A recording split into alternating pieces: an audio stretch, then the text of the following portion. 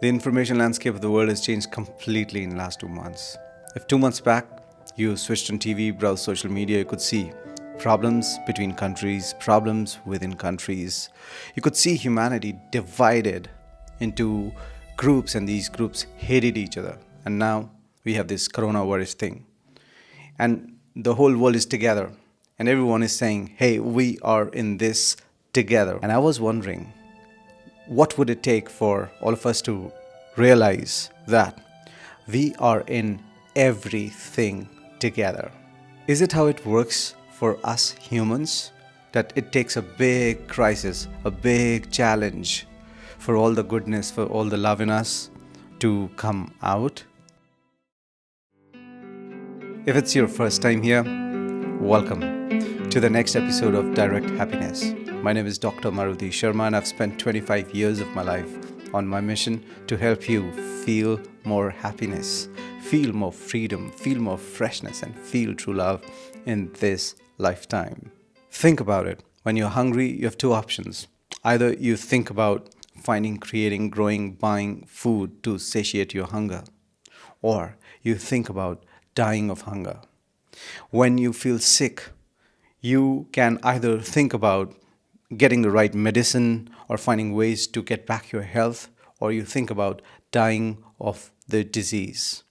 When you feel unhappy, either you think about figuring out how I can create more happiness in my life, or you think about unhappiness, you talk about unhappiness, and you grow more unhappiness in your life and in the world. Each challenge that we face in life is a great opportunity. It is an opportunity for us to ignite our creativity. That does two things.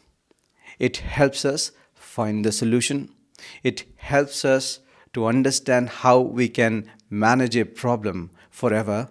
In case it happens again, we are kind of cognitively, mentally ready for it.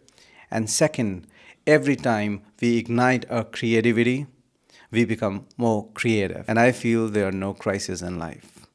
There's a crisis only when, upon facing a challenge, instead of igniting our creativity, instead of banking on our creativity, we start complaining, we start cribbing, we start crying.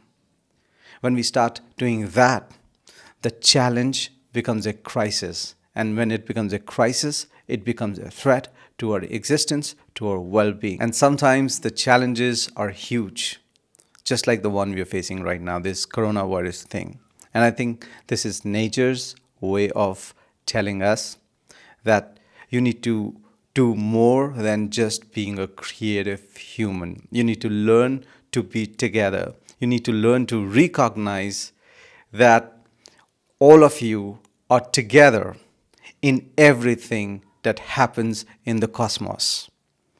And here, we need to recognize the fact that my individual creativity may not be enough to fight this challenge, to manage this challenge. So we need something bigger than individual creativity, and I call it collective creative. Hey, we need to recognize that we are all together in everything that happens in the cosmos. We need to come together. We need to pool our energies. We need to feel one. And this is how we can stop ourselves from turning a challenge into a crisis that can steal our happiness, a crisis that can threaten our existence. And no matter what, always take it easy and feel happy.